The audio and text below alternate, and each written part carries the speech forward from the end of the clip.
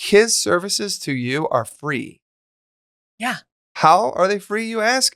Because he sees what you're trying to do. Then he goes to the franchise, the parent company, and he says, pay me and I'll help these guys succeed doing your franchise. Yeah. Pretty brilliant. I was like, wow, that's amazing. Welcome to the Be It Till You See It podcast, where we talk about taking messy action, knowing that perfect is boring. I'm Lesley Logan, Pilates instructor and fitness business coach. I've trained thousands of people around the world, and the number one thing I see stopping people from achieving anything is self-doubt. My friends, action brings clarity, and it's the antidote to fear.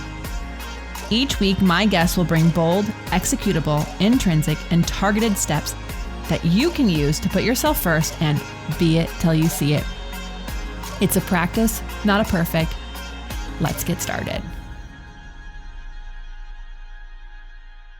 Welcome back to the Beit Till You See It interview recap, where my co-host in life, Brad, and I are going to dig into the supporting convo I had with Jon Ostenson in our last episode. If you haven't yet listened to that interview, feel free to pause this now, go back and listen to that one, and then come back and join us, or listen to this one, and then you can decide if you want to listen to that one.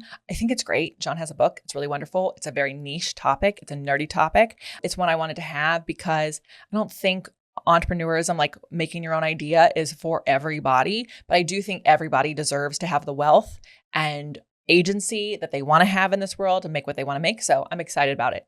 Well, I thought, I really liked the conversation. I was especially for me, because I am very entrepreneurial, but I appreciated the back and forth. So yeah, I think that it was very revealing. Are you saying it was a great interview? Did I do a great I'm job? saying it was a great interview. Not only that, but I think the information that he's sharing is shocking. He's a super smart dude. And I thought it was very revealing for someone who might be wishing they could own a business. This was very empowering because it created hope, I think. You know? So, yeah, great. You guys stay tuned. You'll hear what we're talking about in a second. Today is September 11th, 2025, and it's Patriot Day, which gives us all time to reflect on the devastating terror attacks that took 3,000 lives. We commemorate those who we lost and give thanks to the brave responders who put their lives on the line. Take a moment today to consider what we stand for as a nation and how we can work together to make the world a better place for all. It's a hard day.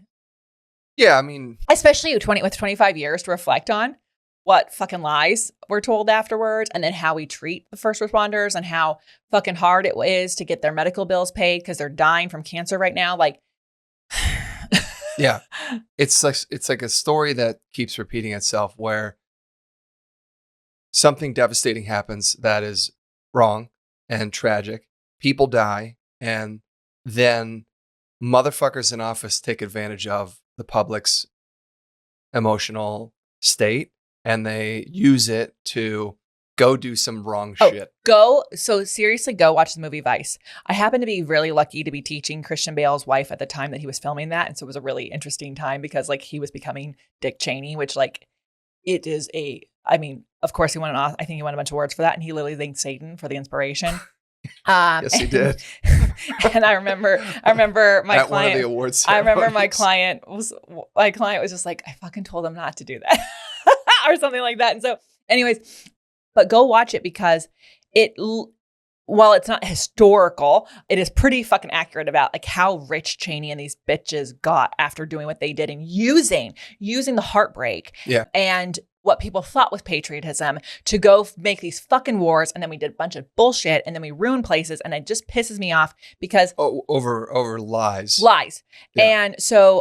And also if you don't believe in September 11th being what it was, like, I don't know why you're here, but like, I just really. Well, it was a terrorist attack. Yes. No question. But what we did after it, like how the public was manipulated to then go to war for 20 years after, based on literal lies. Yeah. You know, it's hard because like, okay, reflecting on what we consider as a nation today, I think the people running our nation today reflect something I would never want to be a patriot of.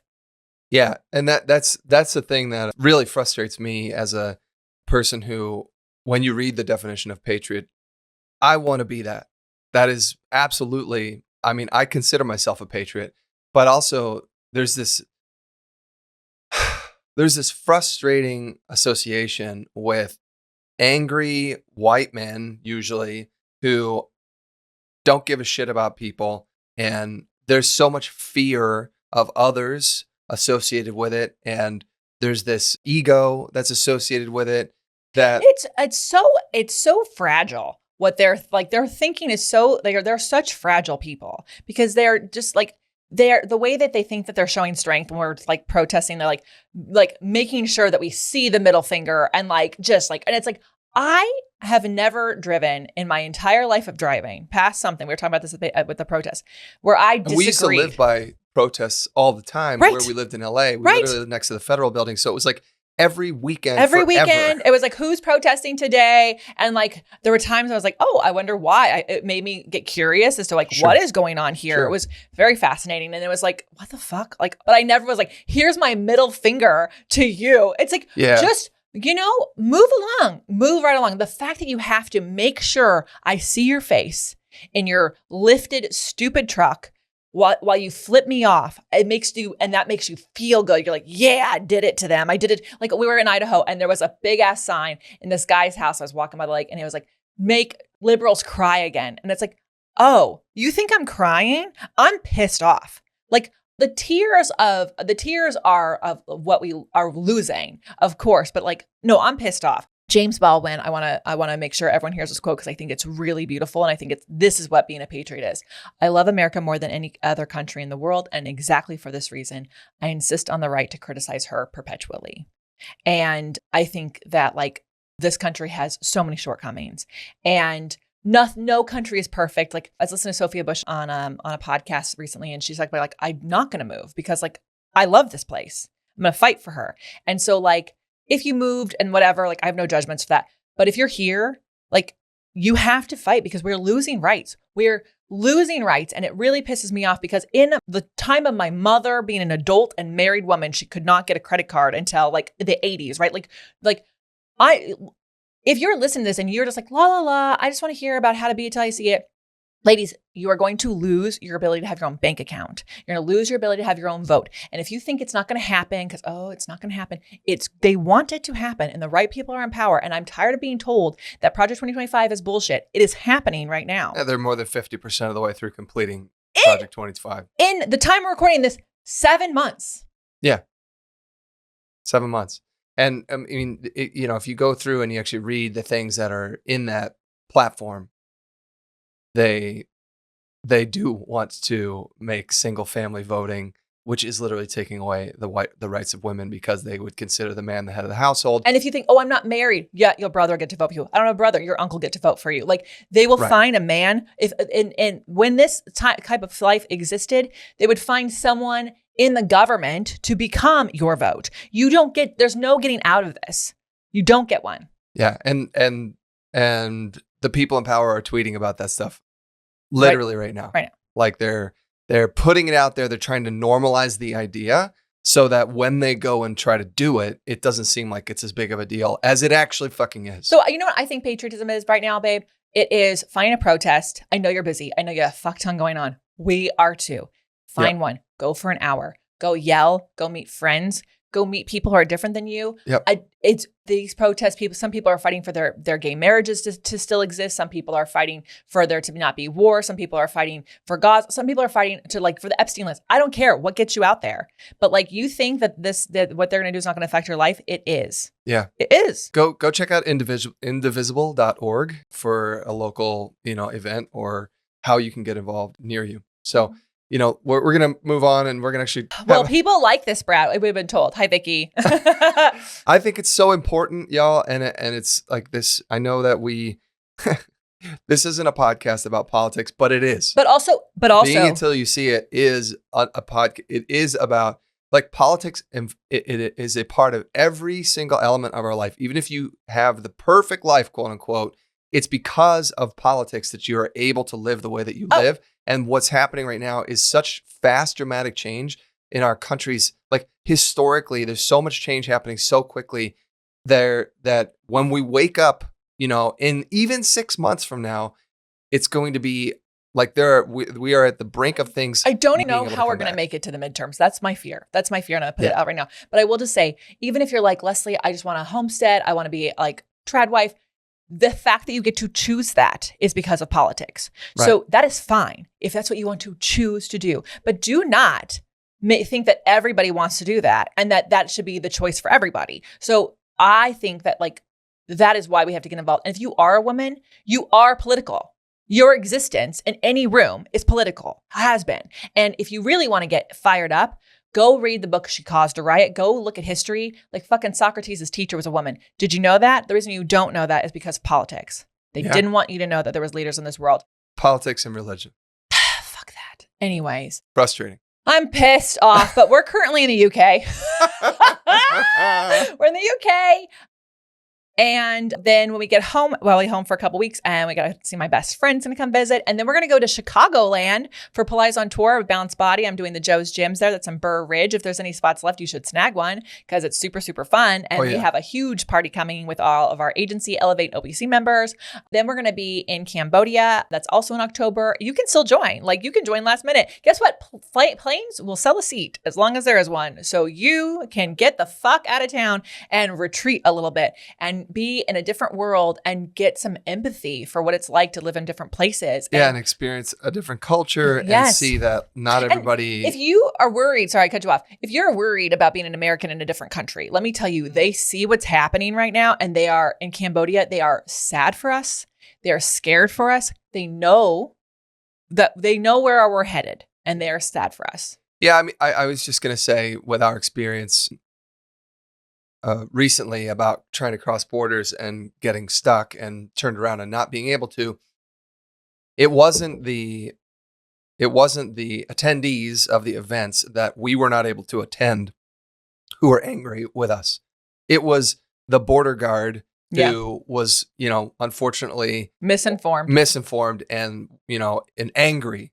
And he was angry because the border guards of our country were turning away people for no reason. So he could that's the only power he had was to turn away, Americans for no reason. And we just kind of got caught up in that. So there is a lot of frustration, but it's not from the people, right? In these countries. Yeah. It's like, so I would say, it did feel a little bit stressful to, as we were approaching, once we got there and started talking to them, it became clear that there was just silly reasons being turned away. But even in that, like the guy wasn't he wasn't an asshole about it. So, but it was really frustrating. If you're worried about something like that, when you come to a place like Cambodia, you apply for your visa ahead of time. Yes. You will know before you arrive if they're going to turn you around because you'll have the right paperwork. And also we're all going as tourists.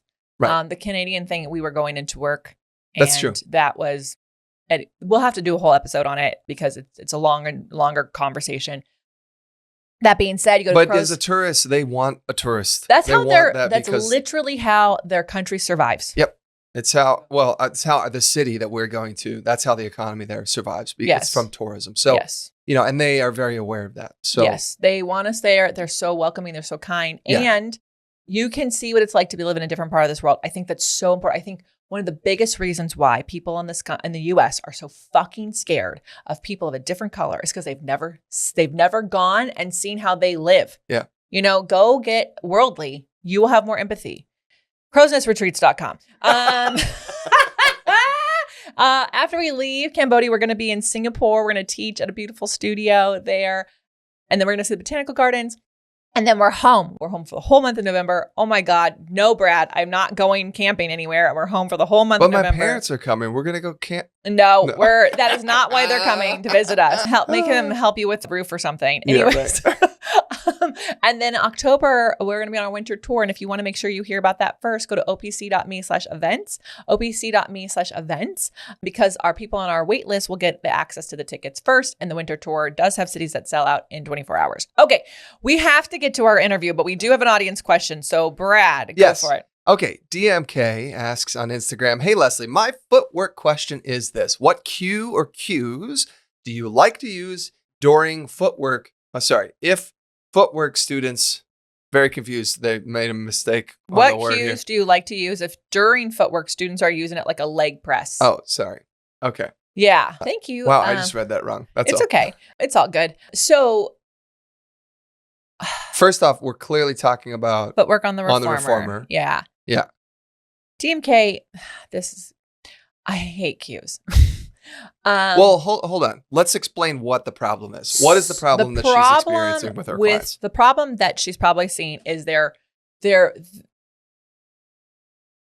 pushing out and in like it's a leg press machine, like it's like a leg machine. Okay. And they're making it only a leg exercise versus a full body exercise, right? And then the other thing is that they're not using all the muscles of their legs because they're just like shoving their knees straight. And they're probably pausing at the top, which is what you do in a leg press machine, and then kind of hopefully on a leg press machine, you're resisting, but a lot of people just kind of like close the weights or just like kind of float in or ride the springs in. So here's the deal, DMK. My teacher, Jay Grimes, and the teachers I studied with him talked a lot about how Joe didn't really correct during footwork. You use footwork to tell you what's kind of going on in the person's body. So I also happen to like 3 or 4 springs on for footwork. So some people think that like heavy springs means they're going to use it like a leg press machine. I see. But ideally, you want those heavy springs to warm the body up. Too light of springs can actually affect someone's lower back if they have a tight lower back, or they're not getting the connection and the warm up for what's to come. So I do like 3 to 4 springs. That being said, what you can do for those people who want to make it a leg press machine, take all the springs off, go down to 1 light spring and see what happens. They're going to fly off.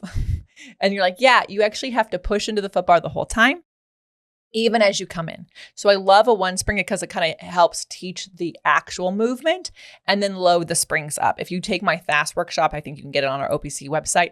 You'll see how I explain how to use it, especially with arches and heels to do that. The other thing I would say is ask them if they are opening the front of the hips or opening the back of the knees. What is their intention? Meaning when you focus on opening the knee joint, you're a leg press machine. When you focus on opening the front of the hips, you're making this move from your center. I actually don't care if people's knees go straight. I'm looking at, can they move their thigh away from their center and open the front of their hips and then pull that back in? So I'm kind of looking at that. But if they don't do those things, the footwork is just really telling me how they're actually moving. And I have to pick other exercises to assist. So other ways to help them understand that's not a leg press machine would be doing leg springs. Single leg springs, both leg springs. Footwork on the tower is going to be really helpful because that's a whole different plane. And so like find different exercises that get your point across, ask them what they're feeling, and then take them back to the reformer and say, find that feeling here. Great. Love it. That's the best cue you could do. There you go. I love it. Great question. Thanks, DMK.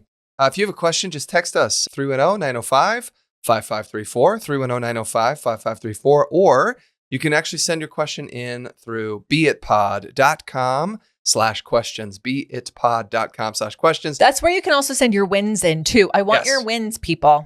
We want your wins. Let's do it. All right. Stick around. We'll be right back. We're actually going to talk about Jon Ostenson next. Finally. All right.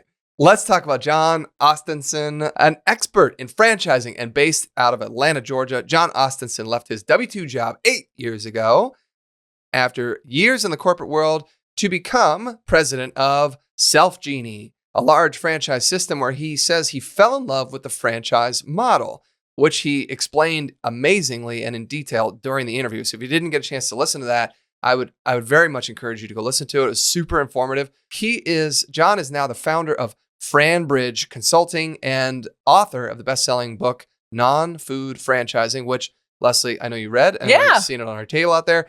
Jon helps clients find suitable franchise opportunities from over 600 different brands outside of the fast food industry. His mission is to guide individuals who want to own a business but may feel risk-averse or lack a quote-unquote genius idea, connecting with them with proven scalable franchise models. And here's the crazy thing. This is where I was like, oh my God, this guy's brilliant. His services to you are free. Yeah.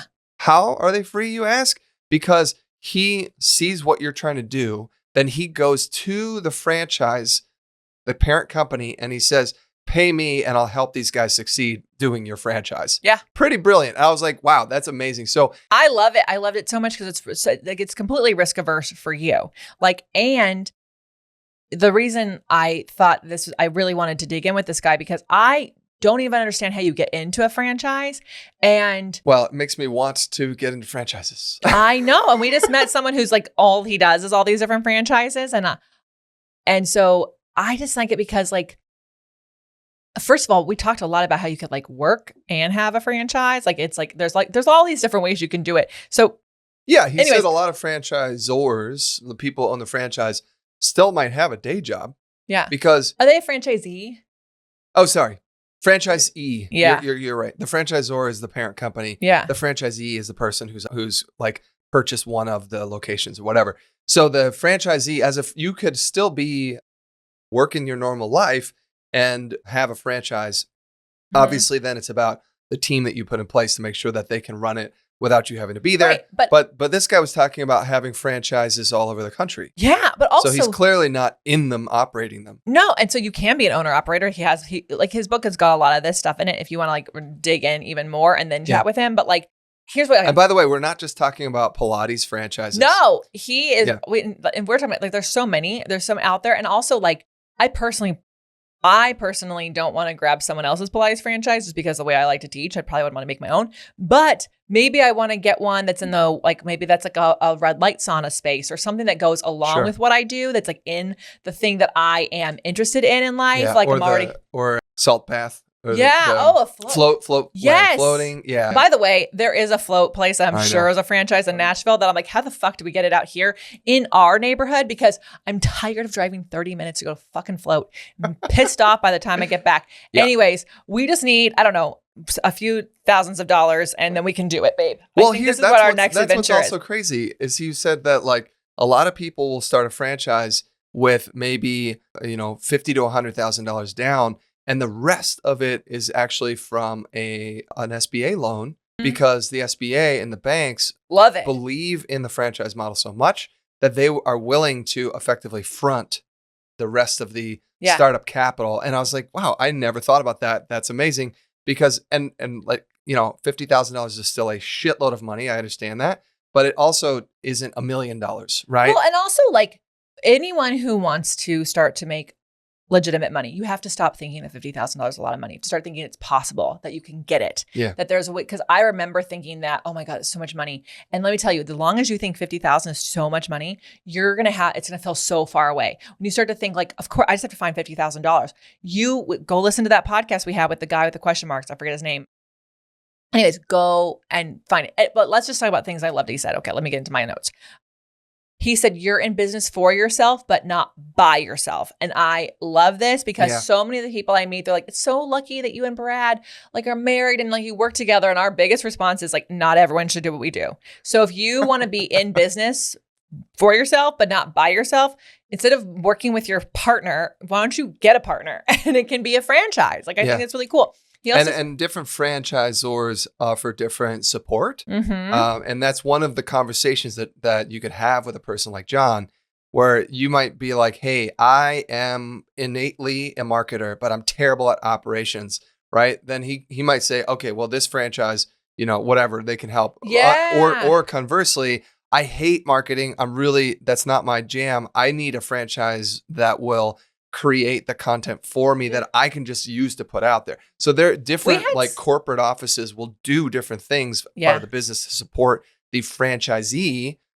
And, but as a layman, how am I supposed to know? But Jon gets to see hundreds of franchises. I think that's what's so cool is like if you know your strengths, then you can talk to Jon and figure out like what are the different franchises that I'm interested in that are like in an area I want to be in. Yeah. And then, okay, of those, which one matches my strengths and my weaknesses? Because you don't want to have something that's like great at marketing and you're great at marketing, but like has the systems are not there for the operations, like things like that. But also the franchisor does a lot for you. And remember, it's a proven business model. So like it's already figured, like it's already thrown ideas at the wall, figured out what works. And then you just get to rinse and repeat that. And I really like that for people who want to create their own schedule, create their own impact, be part of a community, but are risk adverse, And by the way, I get it.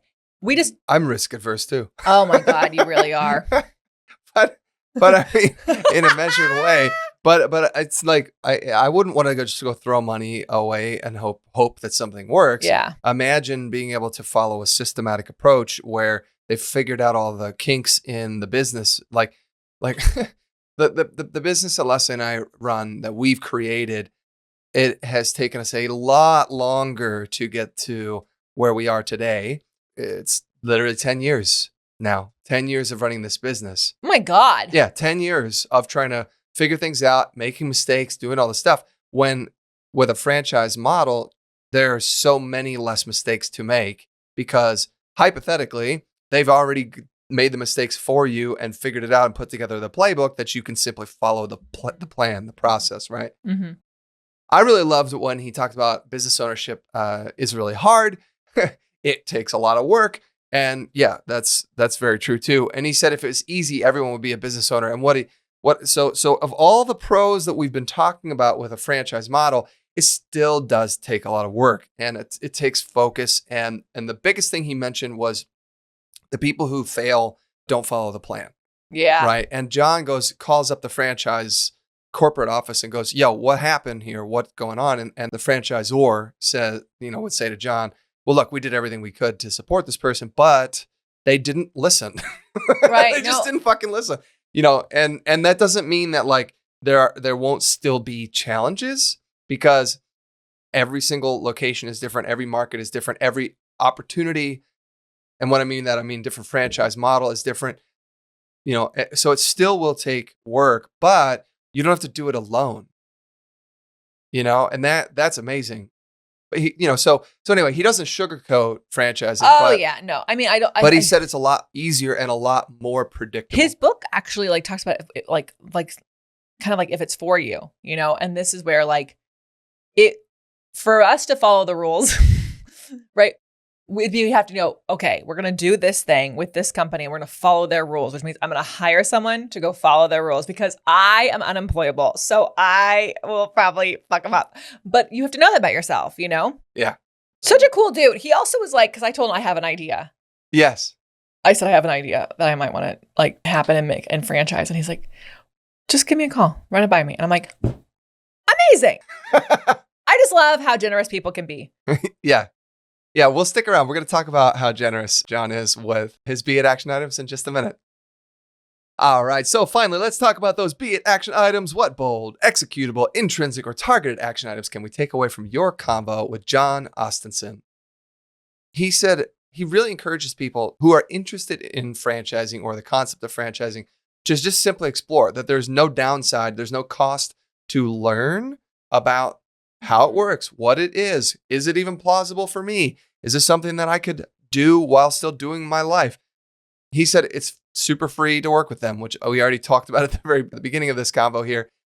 FranBridge Consulting, his company helps clients navigate and find top available opportunities among over 600 different non-food franchise brands. And we love that. I do not want to deal with food. Well, he's not opposed to food, but it also apparently just adds a whole lot more variables in there. I used to work at a coffee shop and it was small business owned. And I'm going to tell you right now, it is. Well, that's different than a franchise because a franchise is a system. So I know they have a small system. Small business owned might make things just complicated because they're making shit up. Food, there's like the things you have to do to prevent rats and fucking There's shit. There's just a lot more variables when it comes to food. There's also a lot of more licensing and a lot more like red tape with and then like there's state, local state government stuff. So anyway, he explained that what I already mentioned is that how does he get paid? He gets paid by the franchise business, the corporate, right? You're not necessarily paying him directly. So, I mean, it seems like an absolute win-win. It's just worth having the conversation. Like there's no harm in it. Yeah. You know? Yeah. What about you? So I love that he said activity breeds activity. Yes. It's like a body in motion, it stays in motion. Yeah. Yesterday we had just got into town, at midnight on Friday night. I guess it's Saturday morning. Anyways, our friend Mai, she saw me at the gym and she's like, you're like the most consistent creature. And I'm like, if I was to not be consistent, like if I just use travel as an excuse, I would never be consistent. So activity breeds activity. A body motion stays in motion. He explained it's the idea he saw play out in his career and life that whenever he gets off the sidelines, he starts moving to option A or B. Then that's when option C comes out of left field. He says good things happen when you're in motion. And it's so true. It's so true. Even when we got sidelined with the fucking Canada thing, we pivoted and kept going. And like, because we did that, other things happened that the dominoes kept going and like these other opportunities came around. And I think like, we met a whole studio we never would have met. We totally did. Could be a pop-up someday. But at any rate, like, you know, you'd be surprised what happens. Too often we get sidelined and we're like, I'm going to sit over here. Keep going. Take another step. And as you hear the podcast, it says action is the antidote to fear. So anyways, I'm Lesley Logan. And I'm Brad Crowell. Thank you so much for listening to our podcast. We love your reviews. Leave us more reviews. I want more reviews. It's my love language. And share this with a person who needs to hear it. Like, you might have a friend in your life who is like kind of stuck, kind of wondering what to do. Maybe this is what they need. So send them Jon's episode, send them this episode. And until next time, be it till you see it. Bye for now. That's all I got for this episode of the Be It Till You See It podcast. One thing that would help both myself and future listeners is for you to rate the show and leave a review. And follow or subscribe for free wherever you listen to your podcast. Also, make sure to introduce yourself over at the Be It Pod on Instagram. I would love to know more about you. Share this episode with whoever you think needs to hear it. Help us and others be it till you see it. Have an awesome day. Be It Till You See It is a production of the Bloom Podcast Network. If you want to leave us a message or a question that we might read on another episode, you can text us at +1 310 905 5534 or send a DM on Instagram at BeItPod. It's written, filmed, and recorded by your host, Lesley Logan, and me, Brad Crowell. It is transcribed, produced, and edited by the Epic team at Diseño.co. Our theme music is by Ali at Apex Production Music, and our branding by designer and artist Gianfranco Cioffi. Special thanks to Melissa Solomon for creating our visuals. Also to Angelina Herrico for adding all of our content to our website. And finally, to Meredith Root for keeping us all on point and on time.